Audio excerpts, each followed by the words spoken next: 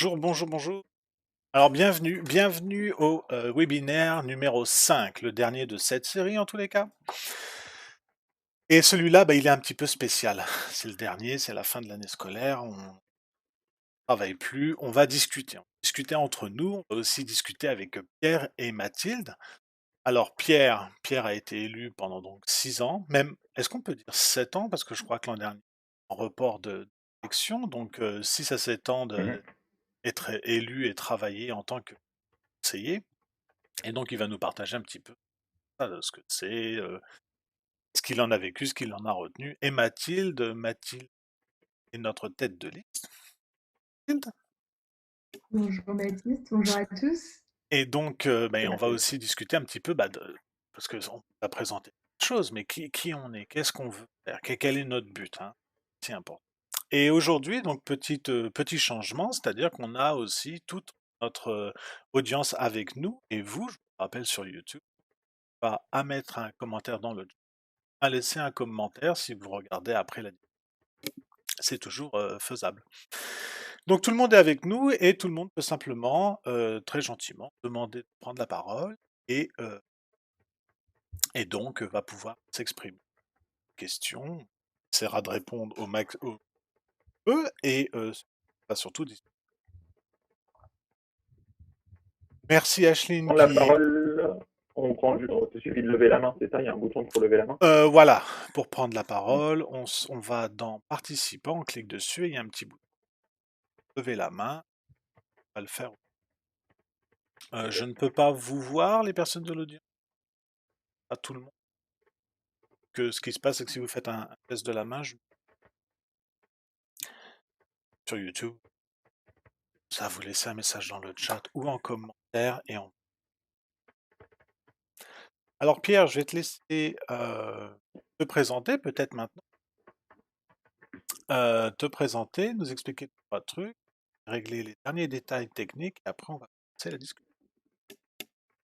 Merci beaucoup, Baptiste. Je suis très content d'être là pour cette cinquième édition. C'est vrai qu'on a fait 5 webinaires sur des thèmes qui touchent les Français de l'étranger. Ça a permis de regarder un peu l'étendue de nos champs d'action en tant que conseiller des Français de l'étranger.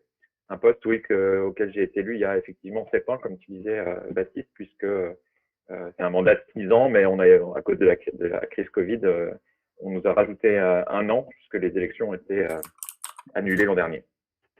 Un poste nouveau, il n'y avait pas de poste comme ça avant, en tout cas d'une telle proximité au consulat, avec autant d'élus qui représentent les Français qui habitent dans la circonscription.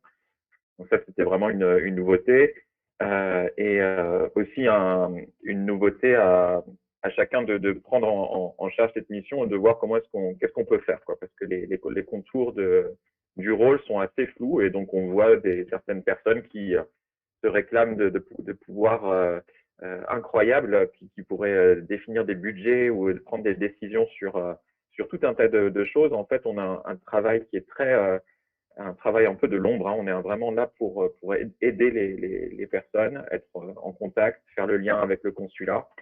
Euh, L'objectif vraiment principal et ce dont nos concitoyens ont besoin, c'est d'avoir des personnes qui peuvent répondre relativement rapidement à des emails ou à des coups de téléphone pour avoir quelqu'un au bout du fil. Et c'est ce qu'on fait nous tous là, dans cette liste pour cette année avec des personnes relais dans les différentes provinces et territoires.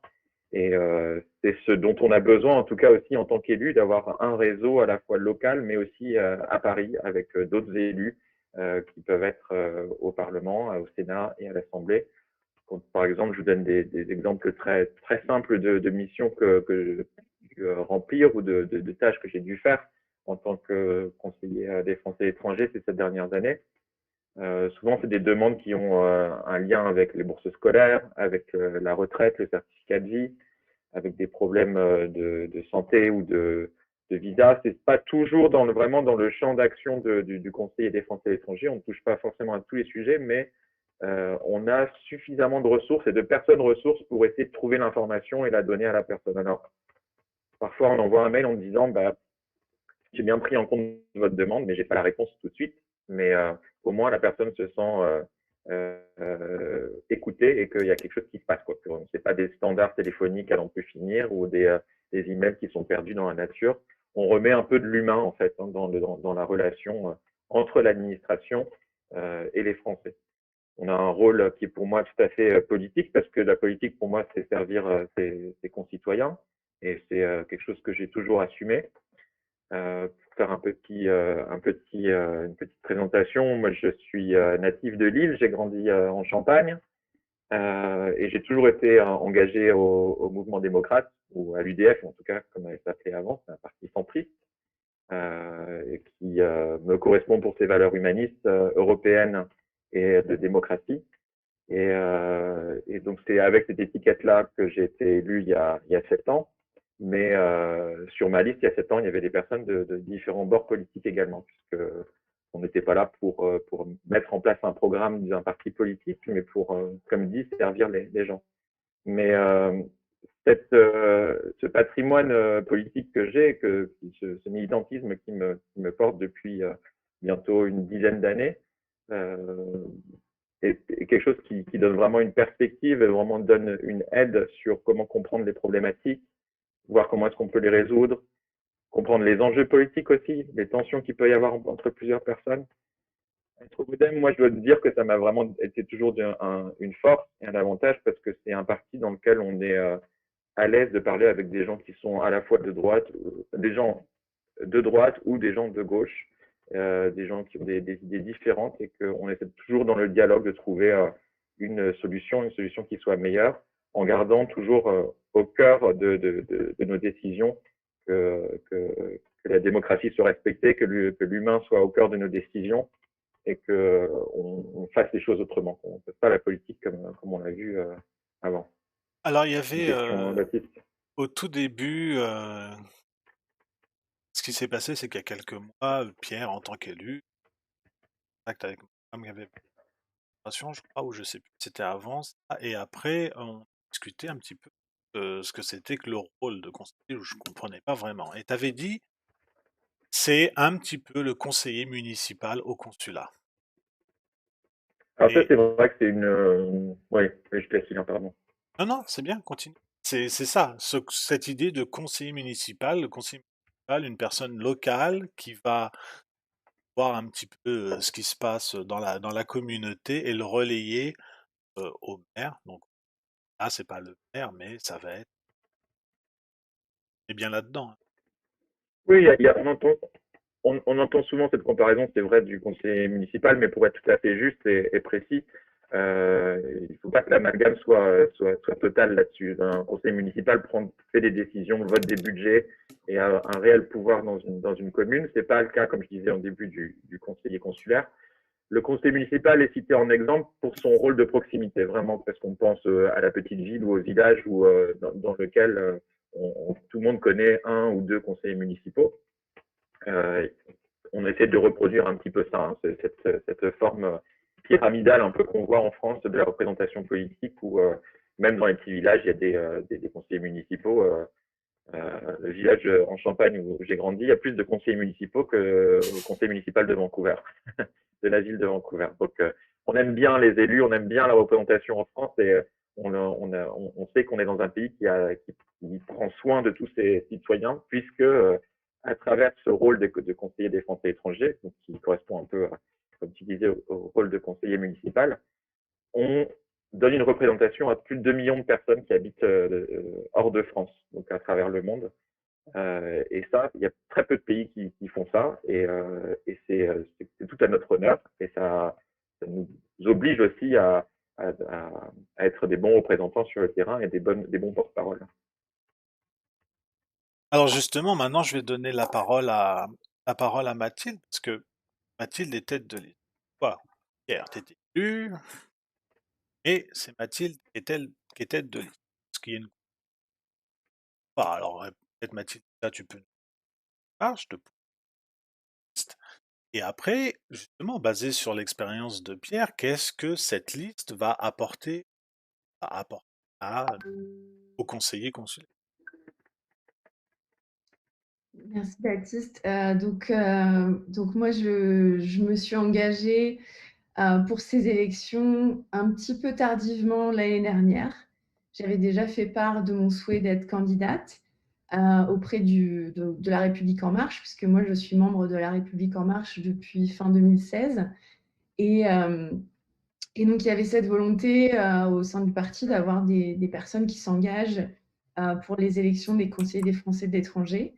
Donc, l'élection l'année dernière a été reportée. Donc je n'avais pas eu l'occasion de constituer une liste ou de rejoindre une liste déjà en cours de constitution l'an dernier.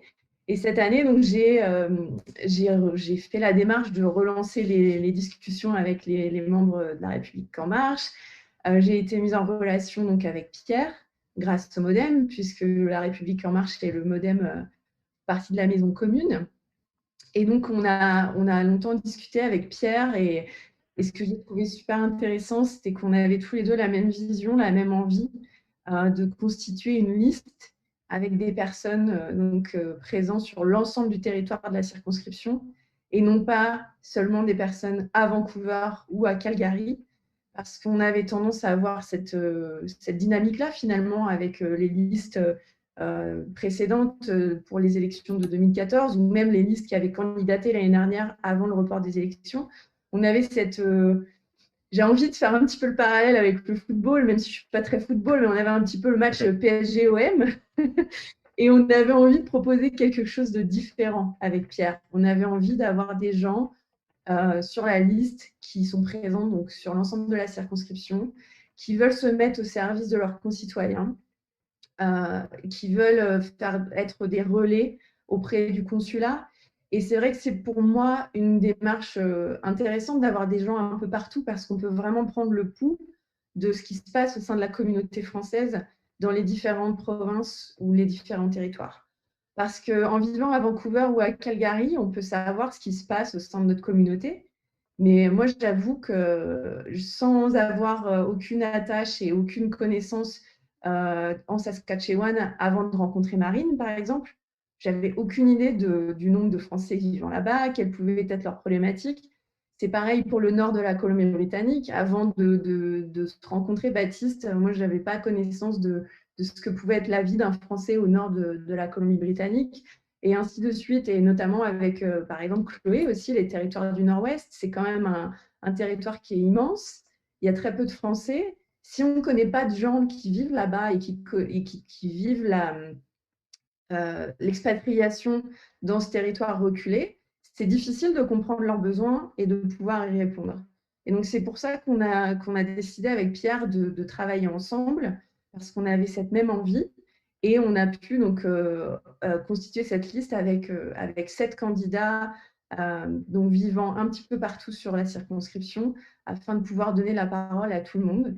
Et donc, moi, mon engagement, il a commencé avec la communauté française finalement peu de temps après mon arrivée à Calgary, puisque j'ai rejoint le groupe français à Calgary après quelques mois où j'ai essayé de m'acclimater, trouver mes marques ici, sans vraiment fréquenter la communauté francophone, parce que c'était un environnement nouveau, un nouveau pays, donc j'avais cette envie de découvrir un peu par moi-même.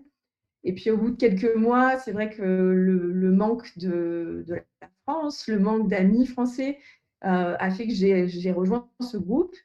Et ensuite, on a lancé donc, quelques mois plus tard une association et j'ai pris part au lancement de cette association. Et donc depuis que j'ai rejoint ce groupe, j'ai envie de faire en fait un partage d'expérience, mettre à disposition des informations euh, que j'ai pu recueillir dans les mois et les années précédentes. J'ai envie de partager ça avec les nouveaux arrivants notamment. Et donc, c'était quelque chose aussi, la présentation là aujourd'hui de notre liste pour les élections qui vont démarrer avec le vote par Internet dès demain. C'est pour moi une continuité dans mon engagement vis-à-vis de ma communauté et de mes concitoyens. C'est de continuer à mettre mon énergie au service de tous. Et, euh, et c'est vraiment dans cette optique-là que j'ai décidé de faire acte de candidature. Attends, t'as dit que le vote il commençait demain, je croyais que c'était le 20. Alors, très bonne question, Baptiste. ou très bons commentaires plutôt, mais il y a quelque chose qui est vraiment très, très important à retenir, c'est que donc on a 2 opportunités finalement pour s'exprimer. Il y a d'abord le vote par internet et qui commence demain à midi, heure de France, heure de Paris.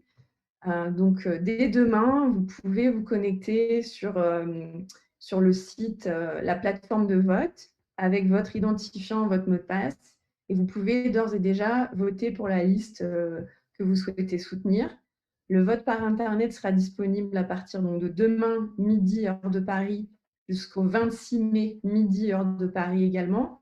Donc ce que je vous recommande et ce que vous recommande l'intégralité des candidats de la liste Union Ouest Canada, c'est de voter au plus tard le 25.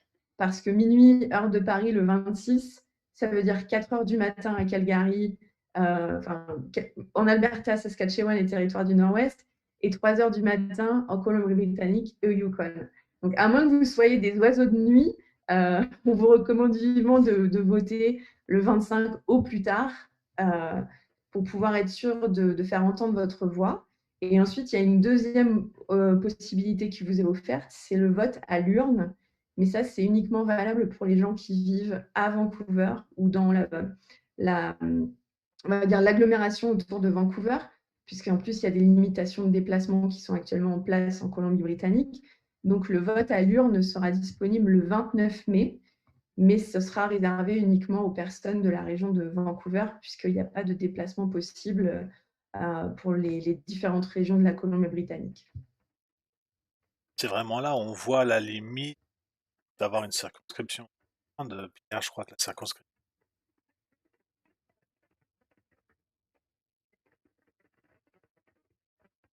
Si je rate le vote par internet, là, je raté ou j'ai pas les bons. Est-ce que j'ai moyen de faire une procuration vite fait avant le 20? Je ne sais pas si ma connexion est bonne, vous m'entendez bien, ouais? Oui, Ah oui, c'est bon. Ouais, ok.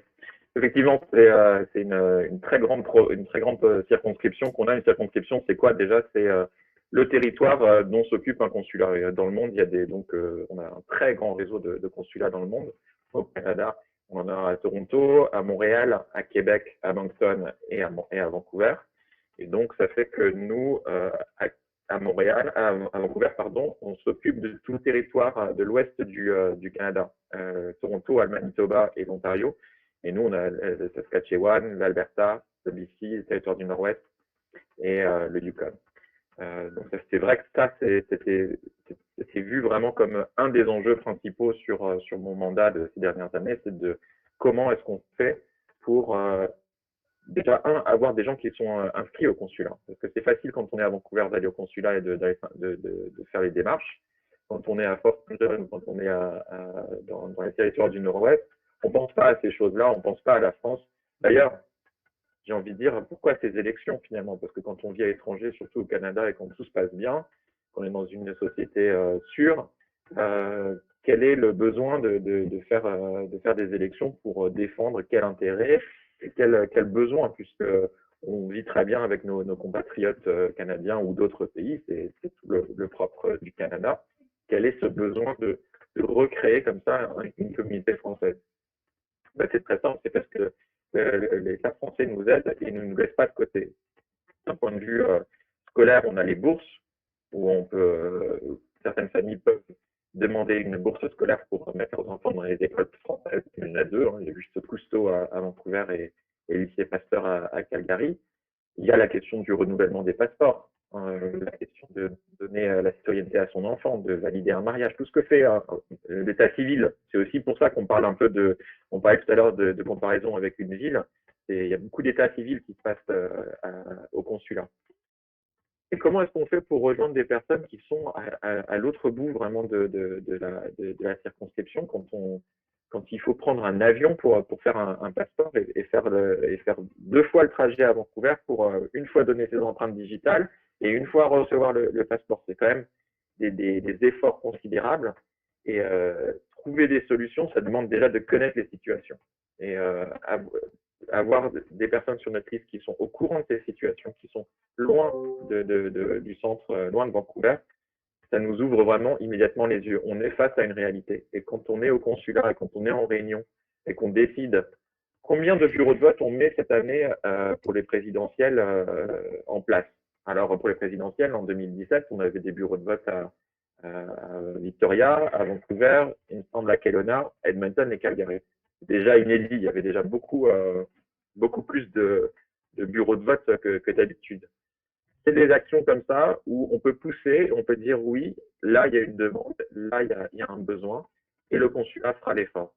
Le consulat, il est là si on le sollicite très très clairement. Et Et justement, il y a Pierre, une chose, ouais. j'ai une question de Bertrand. Qu'allez-vous faire pour les démarches administratives dans les territoires, sur Calgary par exemple? Allez-vous participer à des permanences pour les passeports sur Calgary? Est-ce que c'est votre rôle ou le rôle de quelqu'un d'autre? Alors, c'est pas notre rôle de participer aux permanences parce que ça se pendant mon premier mandat. D'ailleurs, le premier mandat, on s'appelait conseiller consulaire et ça donnait une confusion, ça mettait une confusion dans l'esprit des concitoyens parce qu'ils pensaient qu'on travaillait au consulat. Et souvent, quand je rencontre des Français à Vancouver, ils me demandent comment ça se passe mon travail au consulat. Alors que moi, je suis graphiste indépendant, je ne travaille pas au consulat, c'est un rôle bénévole. C'est vrai que c'est quelque chose on n'a pas mentionné jusqu'à présent. Donc, on ne touche pas à tout ce qui va être l'organisation en tant que telle du consulat. Puisque la question ici se rapporte à des permanences ou des tournées consulaires, comme ça s'appelle, où le consulat a un budget et développe de plus en plus des tournées comme ça, où il va à Calgary, à Edmonton, au Saskatchewan, etc. Quand il y a un besoin, nous, ce qu'on peut faire, c'est catalyser les demandes. Et c'est de dire au consulat, attendez, vous y allez à cette date-là, mais à cette date-là, il y a plus de monde qui a besoin de passeport ou plus de monde qui a besoin de faire de démarches. On va être un relais. Si Bertrand à Calgary, vous sentez le besoin autour de vous de plusieurs personnes qui ont besoin d'avoir des papiers qui sont faits par le consulat, nous, on est là pour être votre relais et pour appuyer votre demande. Le consulat doit nous répondre. En tant qu'élu, il a ce devoir de répondre à nos demandes. Et donc, on a cette écoute supplémentaire et cette légitimité supplémentaire pour appuyer vos demandes. Mais ce n'est pas nous qui allons être sur place ou participer clairement à ces actions de permanence consulaire. Ça reste de l'ordre de l'action du consulat en tant que tel. Et dans le cas des permanences, dans le cas des permanences, est-ce qu'on va avoir des permanences? Alors, je disais que notre liste, nous, on a une personne par grand territoire. C'est cette personne relais. D'ailleurs, récemment, on a créé des boucles pour partie et vous ferez. Mais il y a une question que je voulais poser à Mathilde. Parce que, merci Bertrand, merci, mais de rien, on est là pour ça. Donc, Mathilde, je voulais te dire, et c'est bien beau tout ça, là, une personne par territoire, mais l'élection, elle est proportionnelle. Ça veut dire que avoir le plus par une personne et ainsi. Donc, au final, il y aura que 4 de représentants. Non, je suis pas. Non, là-dessus, je peux pas te laisser dire ça, Baptiste. En fait, la démarche qu'on a entrepris, donc tous les membres de la liste, donc c'est pas seulement Pierre et moi, c'est vraiment tout le monde. On est dans cette démarche on veut s'impliquer au niveau local et peu importe le nombre d'élus sur la liste Union Ouest Canada au final. On est 7 sur cette liste, donc parce qu'il y a 4 postes à pourvoir sur la circonscription de Vancouver. Donc, on a 4 personnes éligibles, plus 3 personnes suppléantes.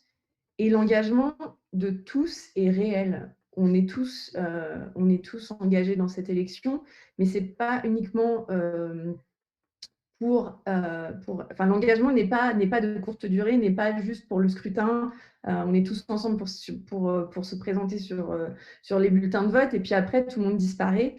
Non, on est vraiment tous engagés au sein de notre communauté. On a déjà l'exemple, par exemple, de Chloé, qui, grâce à son engagement à Yellowknife, avait réussi à organiser une permanence consulaire, je pense, avant le début de la pandémie. Donc ça, c'est déjà du concret, c'est déjà quelque chose qui a été fait et qui continuera à être fait quoi qu'il arrive. Et comme tu l'évoquais à l'instant, donc on a ces boucles WhatsApp qui sont disponibles.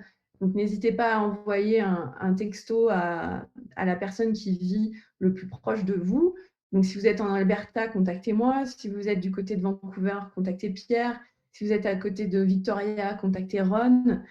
Si c'est plutôt Yukon, donc Anne Swazik est à disposition. Baptiste, plutôt pour le nord de la BC. Et Marine en Saskatchewan et Chloé au territoire du Nord-Ouest. On a ces boucles-là pour diffuser l'information. Et je vais juste faire une petite explication sur comment fonctionne une boucle WhatsApp. Donc, l'idée, c'est que le propriétaire de la boucle, donc la personne, le candidat de la liste, crée cette boucle une fois que des personnes se sont manifestées et vous allez recevoir les messages de façon individuelle. Donc, ça préserve on va dire votre vie privée.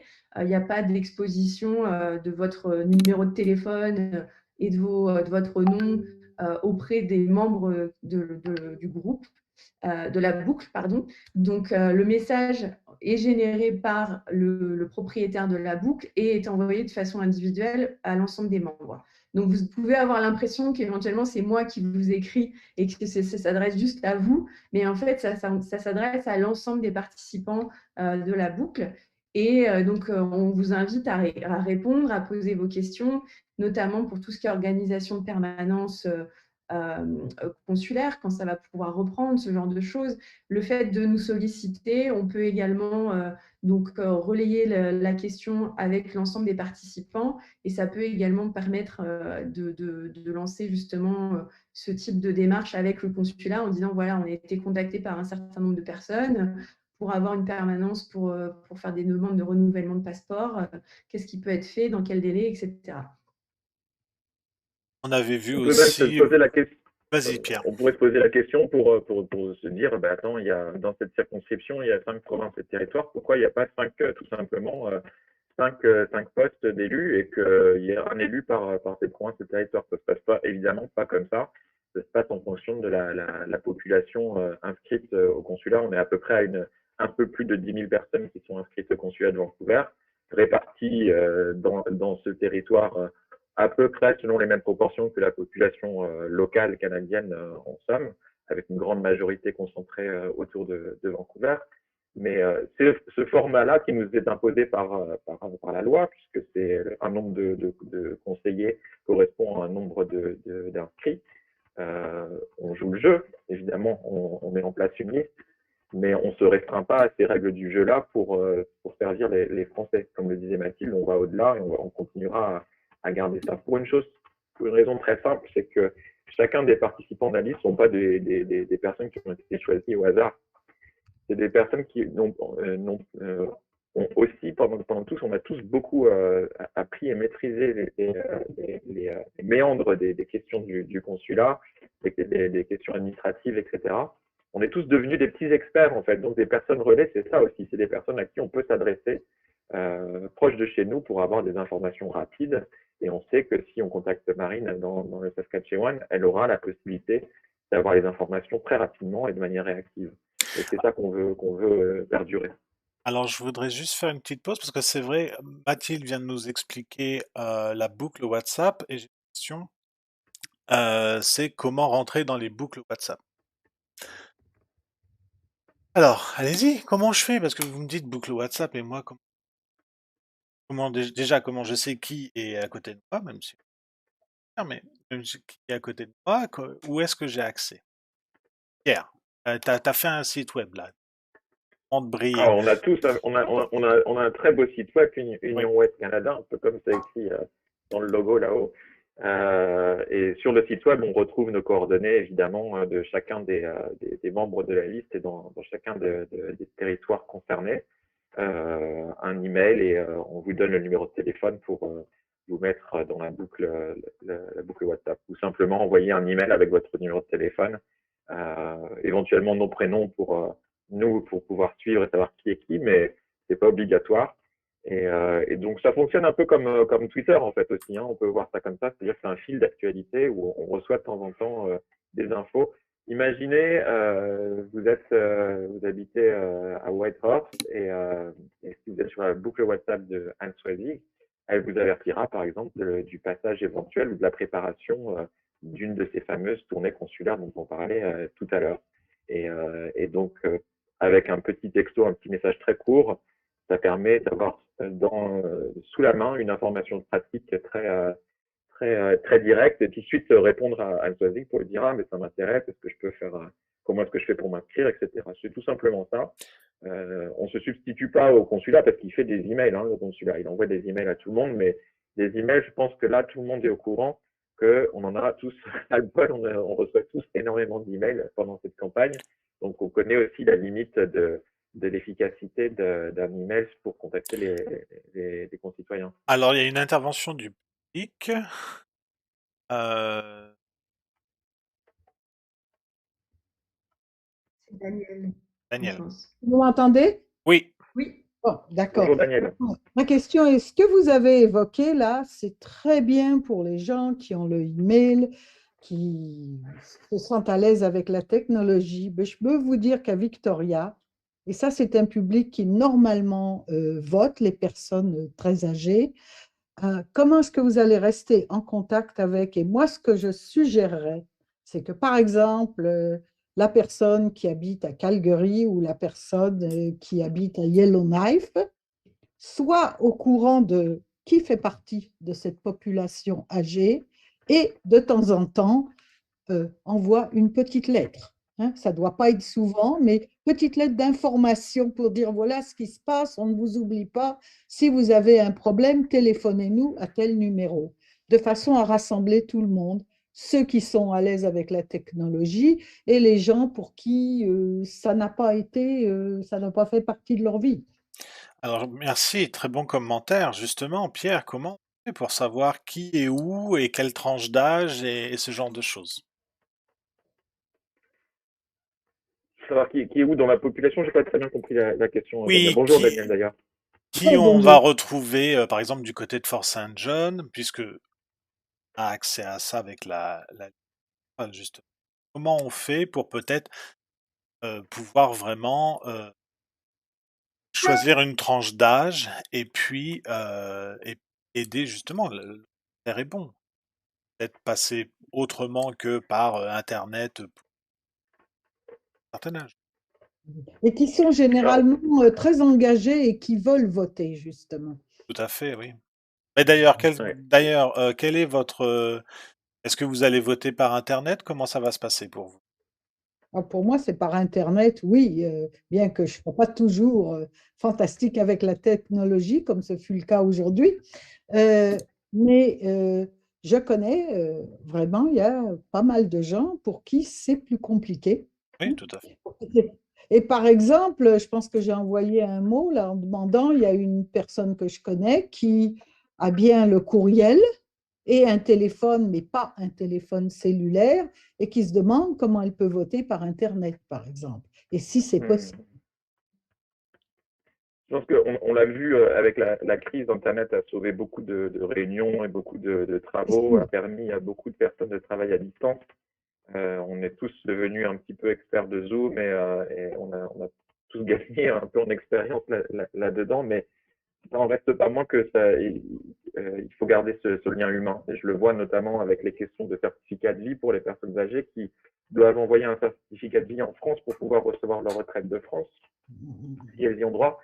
Et tout se passe maintenant de manière dématérialisée, c'est-à-dire qu'on essaye de simplifier les démarches, etc., en les rendant accessibles en fait à tous. Mais oui, à tous ceux qui ont accès à Internet et qui ont cette facilité d'utiliser ces outils-là. Ça peut pas être effectivement l'alpha et l'oméga d'une action. Sinon, on n'aurait pas non plus de colistiers dans notre liste qui sont présents physiquement sur ce territoire, justement pour être en contact plus personnel et plus sur le terrain. La visibilité, elle est forcément limitée aux canaux de communication dont on dispose dans un pays étranger, à savoir qu'on n'a pas de médias français, mais on essaie de faire connaître nos noms et notre présence à travers différents réseaux, différentes associations. C'est aussi notre ancrage local qui permet de faire ça. Le téléphone reste avant tout le meilleur moyen pour contacter les personnes qui sont éloignées technologiquement, on va dire. Et je citerai juste un exemple. Il y a un service qui paraît un petit peu compliqué à mettre en place, etc., pour voter. C'est le vote par procuration. Il faut faire des papiers. Faut trouver quelqu'un qui peut voter pour soi à sa place. Ça, c'est des choses qui sont encore accessibles vraiment à tous. Et d'expérience, moi, j'ai aidé beaucoup de Français en Saskatchewan et en Alberta à voter aux élections présidentielles grâce à ce vote par procuration, en trouvant des personnes sur place qui acceptaient de prendre le vote. Donc, remplir ses papiers, etc., tout ça, on peut aider aussi par téléphone et rassurer les personnes qui n'ont pas la fibre à la maison, disons, quoi. Oui, je pense que garder le contact, c'est très important. Et justement, ça peut être un des rôles de tous les gens qui sont sur la liste, de savoir dans leur circonscription, il ne va pas y avoir un nombre énorme, mais il y en aura avec qui je reste en contact, avec qui je passe un petit coup de téléphone 2 fois par an ou quelque chose comme ça. Exactement. Et un endroit tout simple où les gens se rencontrent et où on identifie qui est qui, c'est notamment lors des élections. Moi, je l'ai vu pendant les élections présidentielles, notamment. Alors, vous allez dire c'est très ponctuel et très occasionnel, mais moi, je vois là l'importance d'avoir un beau réseau de bureaux de vote. Alors, ce ne sera pas le cas pour ces élections-là, parce que crise sanitaire oblige, mais on espère vraiment que à l'avenir seront stabilisés et sanctuarisés ces bureaux de vote qui ont été cités précédemment, à savoir Victoria, Vancouver, Kelowna, Edmonton et Calgary, donc dans les gros pôles de population française. C'est un endroit où quand on va voter dans la file d'attente, on se rend compte que clairement les gens qui seront avec nous sont tous citoyens français. Là, on se rend compte qu'on est nombreux. Là, on se rend compte qu'il y a une belle variété de citoyens et il y a des contacts qui se nouent. Il y a des gens qui, je l'ai vu, pendant qu'ils attendaient des heures avant de pouvoir voter au consulat de Vancouver, il y avait beaucoup de gens qui discutaient, etc. C'était très intéressant et je pense que c'est des moments de citoyenneté, de civisme qui apportent aussi à la construction d'une communauté. Et c'est aussi pour ça qu'il faut vraiment qu'on soit vigilant quant à l'ouverture de ces bureaux de vote.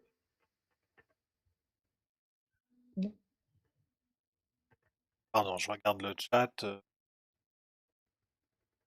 Oui, je voulais répondre à la question de Daniel en indiquant les informations dans le chat par rapport au vote par Internet et comment ça se passe si on n'a pas reçu le fameux SMS tant attendu. Donc, j'ai posté dans le chat donc, plus d'informations sur ce qu'il faut faire pour récupérer le mot de passe, en sachant que nous avons prévu d'envoyer donc un email demain avec toutes ces informations et vous aurez directement les liens qui vous permettent d'accéder aux fameuses pages pour demander un nouveau mot de passe, etc., consulter votre numéro d'identification et toutes ces choses-là, toutes ces petites questions que vous pourriez avoir afin de pouvoir procéder au vote. C'est une bonne initiative, parce que Merci. sinon, vous allez perdre des voix. Voilà, mais c'est même pas la question de ne pas avoir de téléphone portable, Daniel. C'est même moi qui ai un téléphone portable qui est enregistré au consulat, j'ai pas reçu ce SMS. Allez savoir Non, pourquoi, moi mais non ça plus. peut arriver. Et Ça peut puis, arriver. Et donc, dans ce cas-là, le numéro qu'il faut vraiment avoir sous la main, c'est le NUMIC, c'est le numéro d'immatriculation au consulat. Il figure sur vos petites cartes consulaires, je ne sais pas si vous les avez reçues, du consulat, elles sont en plastique, et le NUMIC est tout en bas de la carte ici, à côté de son nom. Il figure aussi dans un email qui a été envoyé avec l'identifiant. Et ce fameux NUMIC, on peut le retrouver aussi en allant se connecter sur son espace sur servicepublic.fr pour retrouver ses coordonnées. Donc, si on connaît son adresse email et si on connaît son NUMIC, on est bon. On peut retrouver et le mot de passe et l'identifiant. Il n'y a pas de problème, il y a des filets de sécurité et on peut voter par Internet. Et je voulais juste ajouter une petite chose concernant la réception de ce fameux SMS. Moi, je l'ai reçu lundi et au premier abord, j'ai cru que c'était un spam parce que le numéro était inconnu donc de mon répertoire et le message est très succinct. C'était juste avec mon nom, bonjour Mathilde Denier, ou c'était même peut-être sans bonjour, et votre mot de passe est avec donc la suite de caractères qui constitue le mot de passe. Et il n'y avait pas il y avait pas de message, enfin, il n'y avait aucune information comme quoi ça venait du ministère des Affaires étrangères. Donc, à première vue, j'ai vu le message, je me suis dit, mais c'est un spam. J'étais à 2 doigts de supprimer le message. Et après, je me suis dit, ah non, je pense que ça doit être le fameux mot de passe pour le vote par Internet. Donc, je voulais vous dire cette première information. Si vous recevez un message qui semble un peu suspect, qui pourrait paraître comme étant un spam, regardez le message 2 fois avant de le supprimer. Et ensuite, je voulais également vous dire que si vous n'avez pas reçu ce fameux SMS, comme le disait Pierre, ne paniquez pas parce que malheureusement, j'ai l'impression qu'il y a beaucoup de gens qui se retrouvent dans cette situation, qui n'ont pas reçu ce fameux texto pour peut-être des raisons techniques ou alors peut-être un envoi qui se fait en plusieurs fois sur plusieurs jours. Mais en tout cas, gardez bien en tête que vous pouvez récupérer le mot de passe, que vous ayez reçu le SMS et que vous l'ayez supprimé par inadvertance, ou bien que vous ne l'ayez pas reçu, vous pouvez le faire grâce à votre numéro d'identification. Merci. Certains services, pas en tant que.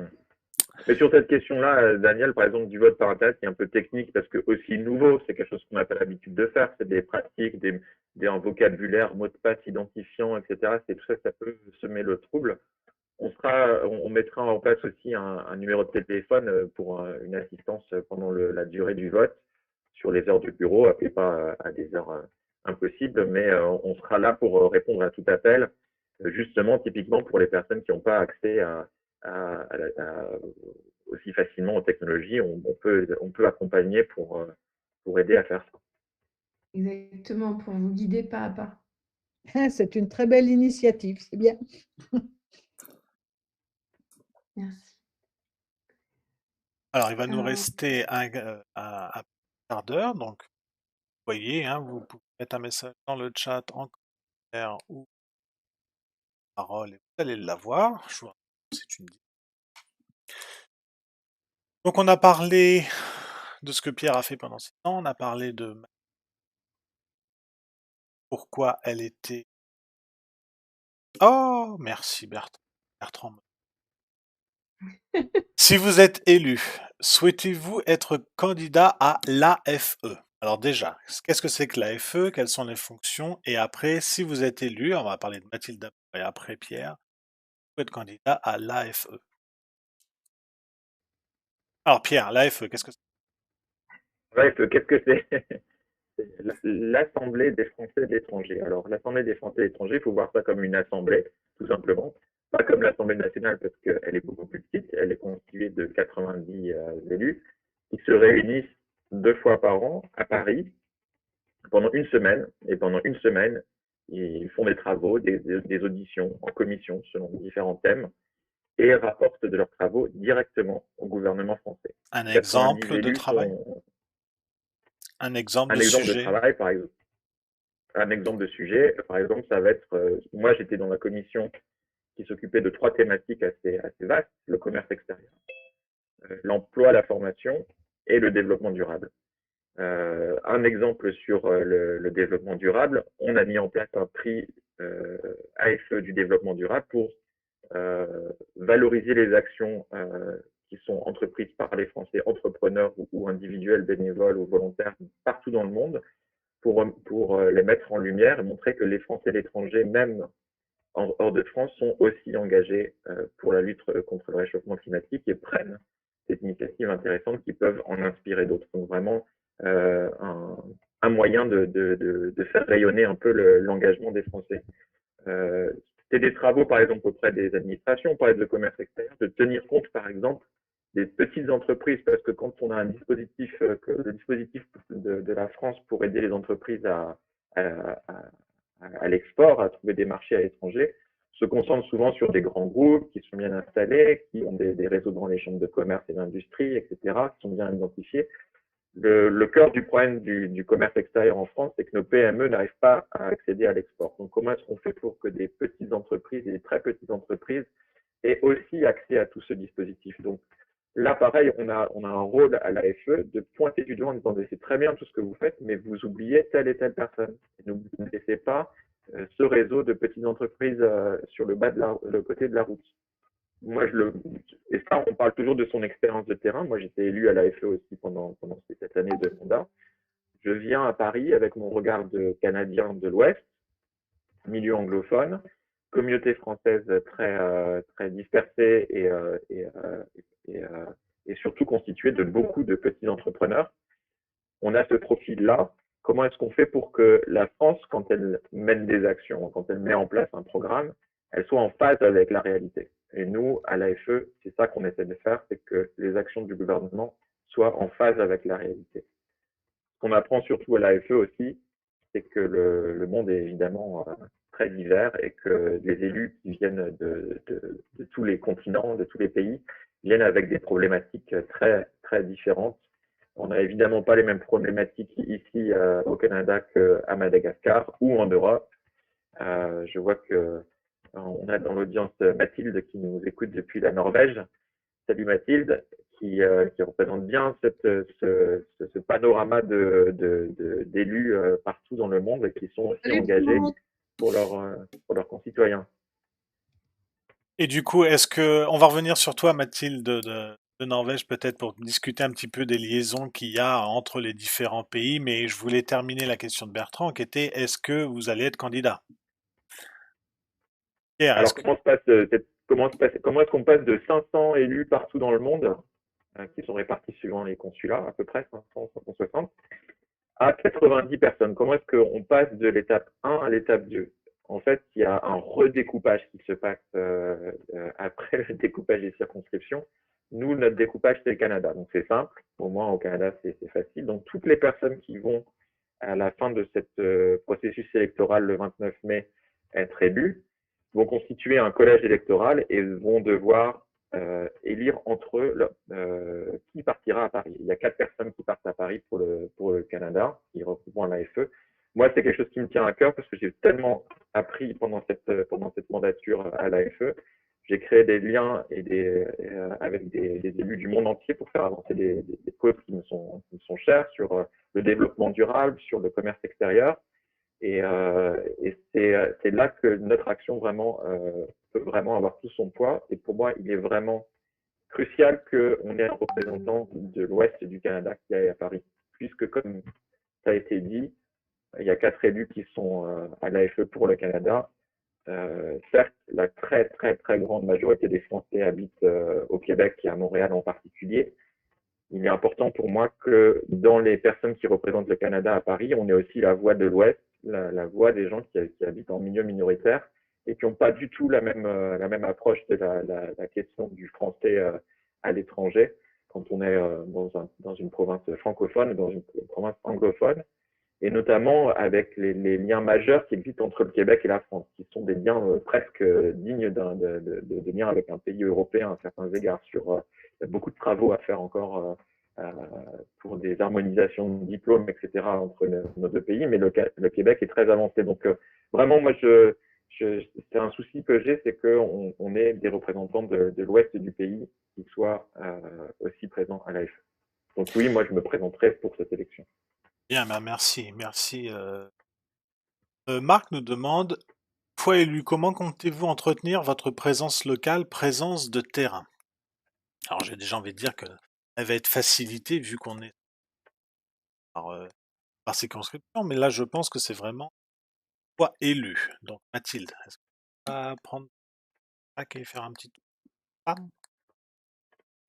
Ben, moi, ce que j'ai envie de faire, mais je pense que tout va dépendre aussi de l'évolution sanitaire, c'est de proposer régulièrement des rencontres pour pouvoir avoir des interactions, on va dire, autrement que via écran interposé. Parce que je pense, comme disait Pierre tout à l'heure, c'est vrai que Zoom, ça fait partie maintenant de notre quotidien. On a tous l'habitude de faire des réunions, de participer à des moments d'échange par vidéoconférence, mais c'est quand même le lien, il est beaucoup plus réel à mon sens quand il est dans la vraie vie, entre guillemets, quand on a cette interaction donc en face à face et qu'on peut échanger autour d'un café ou quelque chose comme ça. Donc c'est vrai que là, pour l'instant, dans un premier temps, moi, comment je vois les choses, c'est que malheureusement, vraisemblablement, on va devoir continuer pardon, à avoir des rencontres plutôt virtuelles,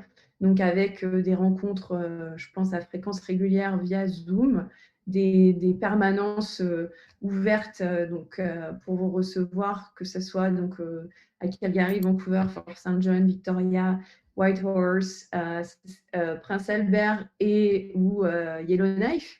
Mais ensuite, l'idée, c'est de venir à votre rencontre, en fait, vous donner l'opportunité de venir nous voir et d'échanger avec nous en direct. Donc ça, ce sera quelque chose qui sera fait.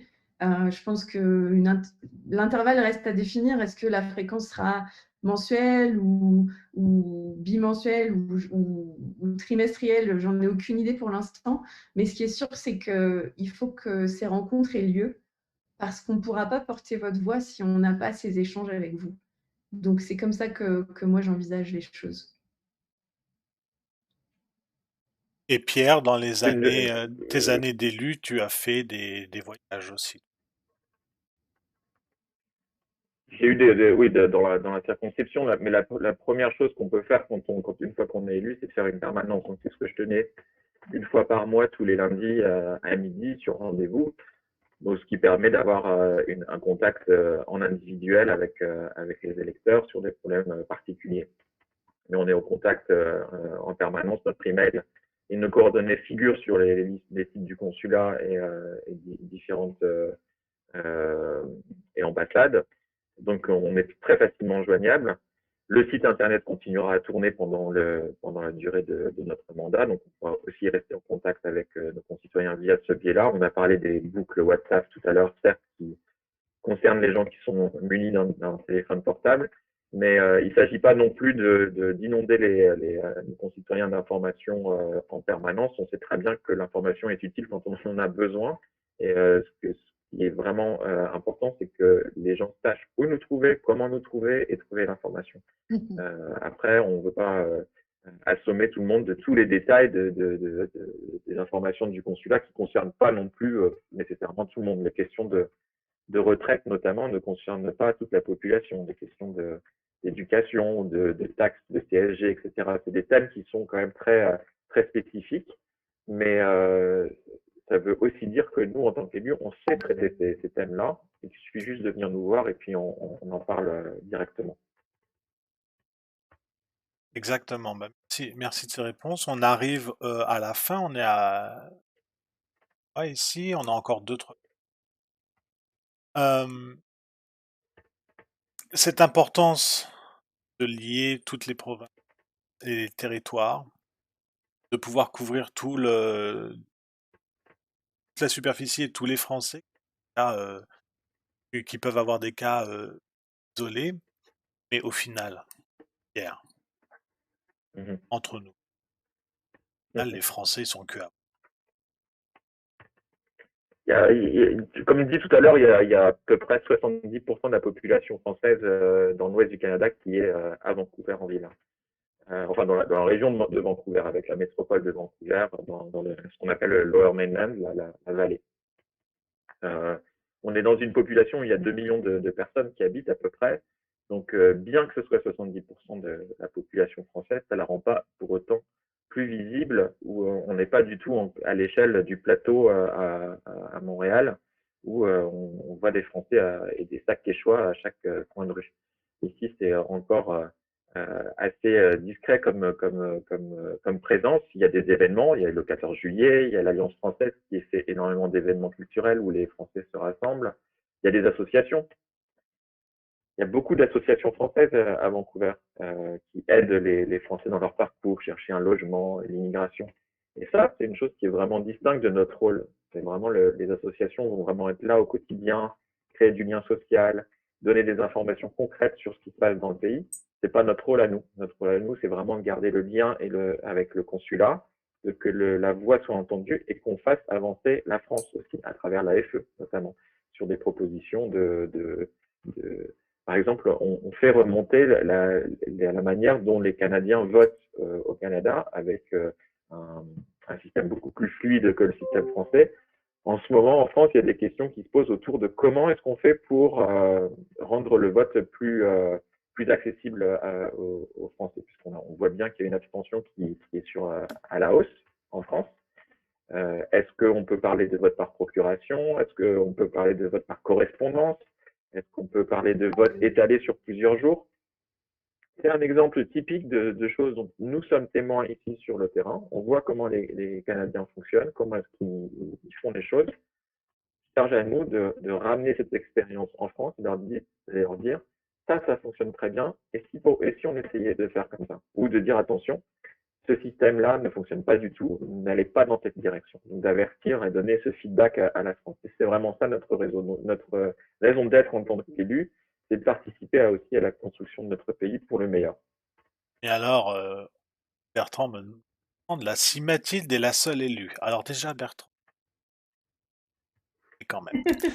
Si Mathilde est seule élue, sera-t-elle candidate à l'AFE?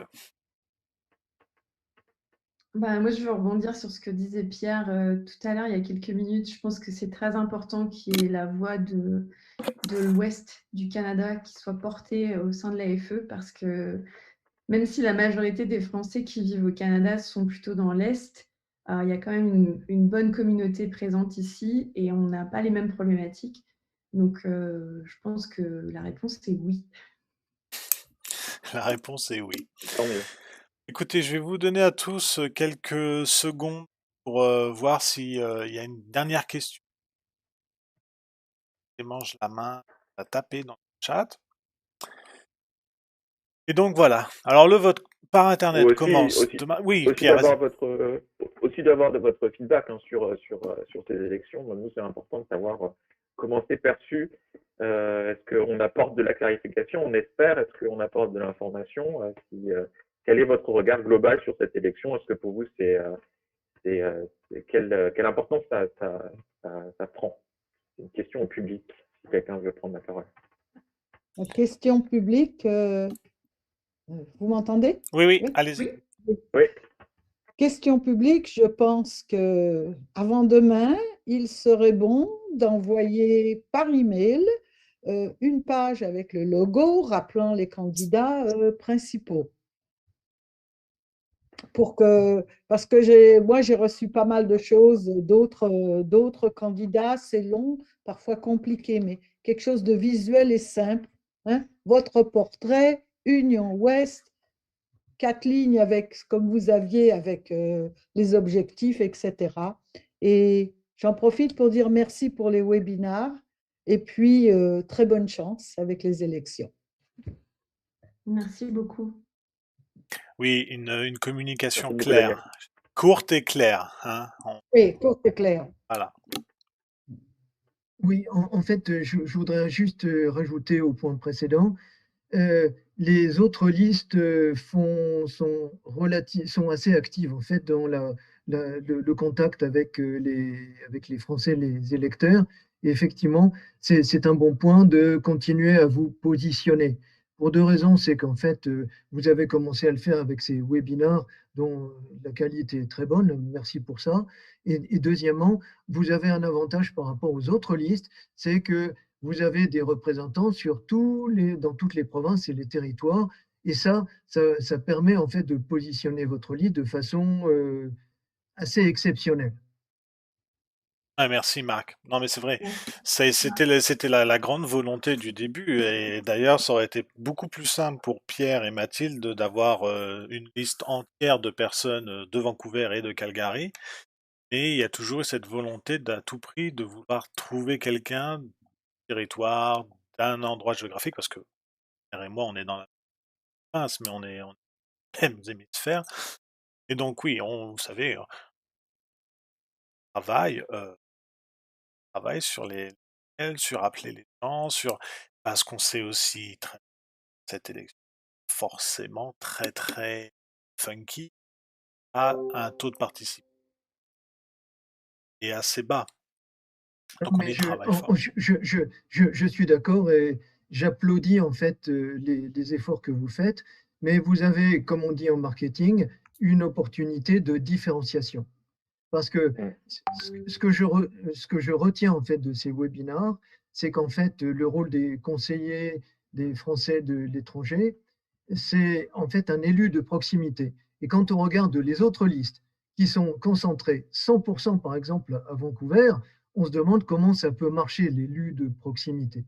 Et donc, il y a déjà une contradiction peut-être apparente, mais je veux dire qui surgit de façon immédiate quand on regarde les autres listes. Oui, il y a une autre liste qui a bien remarqué ce positionnement et qui dit, oui, il y a des listes qui ont des candidats partout, mais en fait, avec l'Internet et tout ça, c'est pas grave si on n'est pas partout. Donc, ça veut dire qu'ils ont très bien remarqué. Est-ce que tout le public a remarqué? C'est autre chose, mais je réitère, aujourd'hui, quelque chose de court, de frappant qui redit ceci. Vous aviez ça déjà dans une de vos pages, anyway. Donc, bonne chance. Non, mais c'est vrai, c'est vrai. Bonne chance à chacun. Oui, bonne chance à chacun. Le commentaire est vrai. C'est vrai que on pouvait se rencontrer sur Zoom, ce qui est pas faux, hein. Mais bon, Oui, mais ça laisse de côté certaines personnes qui sont justement des gens qui ont l'habitude de voter depuis belle lurette. écoutez, merci beaucoup pour tous vos commentaires. On arrive donc à la fin de ces webinaires, de ces 5 webinaires, de ces 5 webinaires d'information. Vous pouvez les retrouver dans l'intégralité dans notre chaîne YouTube, Union Ouest Canada. Vous savez, on a eu le premier sur l'environnement. Ensuite, on l'a eu sur l'information, l'éducation. L'éducation, très intéressant. Donné beaucoup d'idées. Ensuite, on a eu avec Olivier Cadic sur la culture française.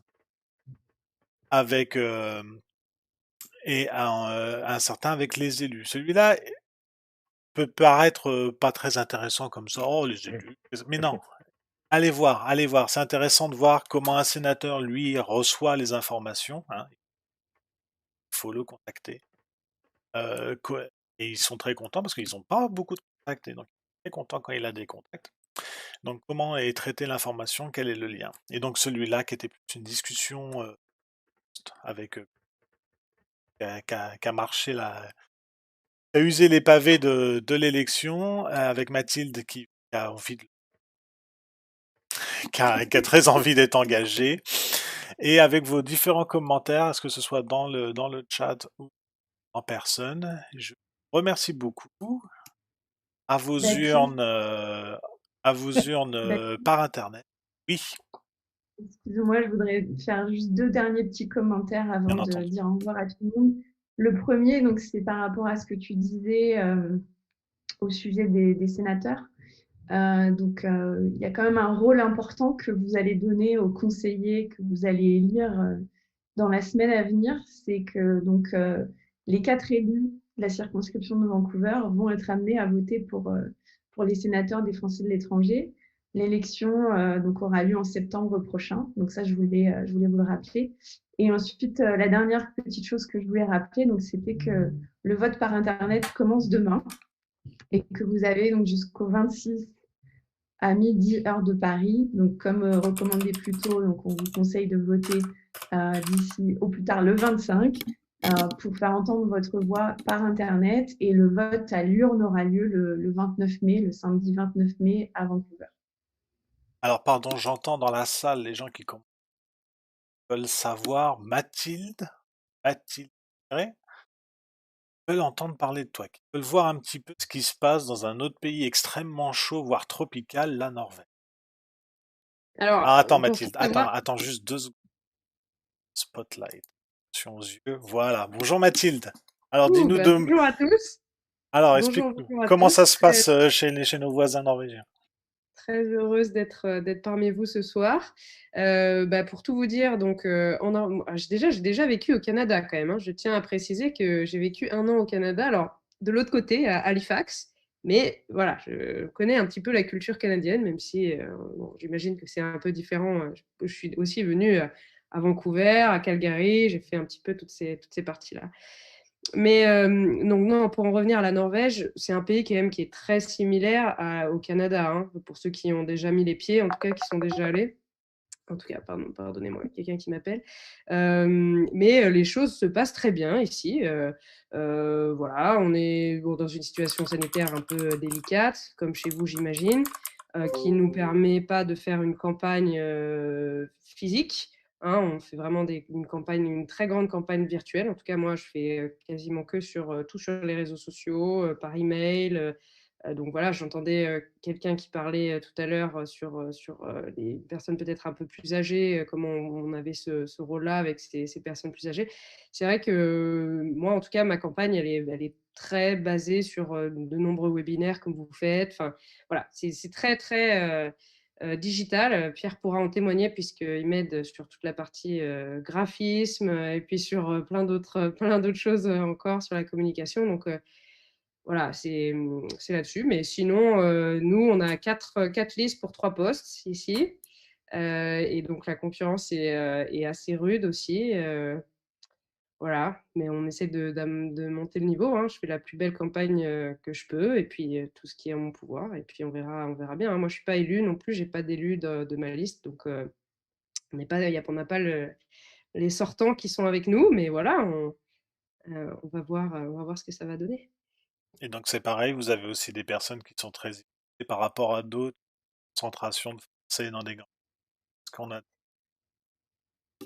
Alors, moi, ce qui est encore un peu différent par rapport à vous, c'est que je suis dans la circonscription Norvège et Islande. Donc, vous voyez, c'est 2 pays qui n'ont rien à voir, mais on a décidé de les mettre ensemble. Alors, en Islande, bon, c'est tout petit, hein, c'est 10% de la population en Norvège, en tout cas des Français qui vivent en Islande, représentent 10% de la population de Français qui vivent en Norvège. Donc, voilà, on est plus quand même sur la partie norvégienne et la grosse concentration, c'est à Oslo. Hein, il n'y a pas de secret là-dessus. Et après, il y a une plus petite concentration dans la deuxième ville, Stavanger, un petit peu à Bergen, un petit peu à Tromsø, voilà, dans les quelques villes. Mais en tout cas, vous, j'ai l'impression que c'est un peu plus découpé, peut-être pas tout le monde à Vancouver. Nous, il y a quoi, 80% des gens qui sont à Oslo. Hein. Donc, c'est. Voilà. Et tu as une idée de combien de Français sont dans la circonscription? Ouais, en tout, on est 6000 entre la Norvège et l'Islande. Un peu plus de 6000. Et nous, Pierre, on est À peu près 10 000, donc un peu plus de 10 000. un peu plus de 10. Et attention, hein, des gens qui sont inscrits sur la LEC, Oui, donc qui peuvent voter, là, on tombe à 4600. Donc, il y a eu un gap quand même énorme de gens qui sont inscrits comme Français résidant en Norvège ou en Islande, mais qui continuent de voter en France pour des raisons, d'autres raisons, quoi. Mais qui sont pas d'accord. Oui, et inscrits, puis en tout cas, sur la... aussi parce que sur la LEC, il y a des gens qui n'ont tout simplement pas le droit de vote. Donc, si on retire de la LEC tous les gens qui sont du registre des Français étrangers, tous ceux qui n'ont pas le droit de vote, ça fait aussi tomber les chiffres. C'est pour ça que nous aussi, dans notre circonscription, on passe de 10 000 inscrits ou plus à peu près 6 500 destinataires sur la LEC. Donc, il y a toujours un léger différentiel. Il y a aussi un autre différentiel majeur, c'est celui du nombre réel de Français qui sont présents sur un territoire et du nombre de personnes qui sont inscrites. La coutume veut qu'on double tout simplement le chiffre qu'on a au consulat. Donc, si on dit qu'il y a 10 000 personnes qui sont inscrites au consulat de Vancouver pour tout l'ouest du Canada, on estime à 20 000 en réalité le nombre de Français qui sont dans ce territoire. C'est vraiment une estimation à la louche, mais on sait très bien qu'on a un faible taux de Français qui s'inscrivent dans les consulats. Et moi-même, je me suis inscrite vraiment en apprenant un petit peu ce poste de conseiller des Français de l'étranger que je ne connaissais pas avant. En comprenant qu'il fallait que je sois inscrite là, mais les premières années, en tout cas, je continuais à être inscrite en France, quoi. Hein. Il n'y avait pas de, je votais la présidentielle en France, quoi. Enfin voilà. Donc c'est aussi parce que c'est possible. Hein. Voilà, c'est aussi cette question, je pense, d'éduquer un petit peu, je ne comprenais pas forcément ce que ça allait m'apporter de plus de m'inscrire là, sachant que bon, moi, entre la Norvège et la France, c'est pas loin, donc je pouvais rentrer quand même assez régulièrement. Si j'ai besoin de refaire un papier ou quoi, ça allait pas me déranger. Vous, au Canada, c'était peut-être un peu plus embêtant là-dessus. Mais voilà, je comprenais pas trop de démarches administratives en plus à faire, alors que bon, voilà, il y en a déjà assez de choses pour m'apporter quoi au final. Donc je pense qu'il y a un peu toute cette partie-là où il faut essayer d'éduquer un maximum les gens quoi, sur ça. Le point principal, c'est que s'il n'y a personne qui s'inscrit, les consulats disparaissent. Donc, en fait, tous les services qui sont mis à notre place, quelle que soit leur efficacité, ou qu'ils soient à revoir, ou complètement pourris, ou superbes, ils disparaissent. S'il n'y a plus de personnes qui s'inscrivent, c'est assez simple. N'attendez pas d'être au pied du mur, d'être face à la difficulté pour tout inscrire. Parce qu'à Paris, ils voient une chose, ils donnent des budgets au consulat ou aux différentes postes en disant, mais voilà, vous avez combien d'inscrits chez vous? Et si à Vancouver, ils voient qu'on est passé en 5 ans, disons, de 7 000 à 10 000, il y a quand même une forte progression, c'est que le consulat de Vancouver a un intérêt et qu'il n'est pas question de le supprimer. Donc ça, c'est grâce aussi, ça c'est le premier vote en fait. Hein. Le premier vote des Français à l'étranger, c'est de s'inscrire au consulat. C'est la première chose à faire. Bon, écoutez, merci beaucoup. Merci Mathilde. Merci Mathilde pour ta visite. On les a enfin toutes les deux en même temps.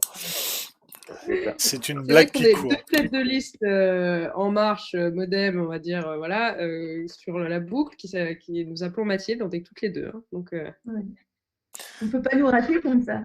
Ouais. Votez Mathilde. Merci à tous, c'était très intéressant. Oula, j'ai mon son de micro.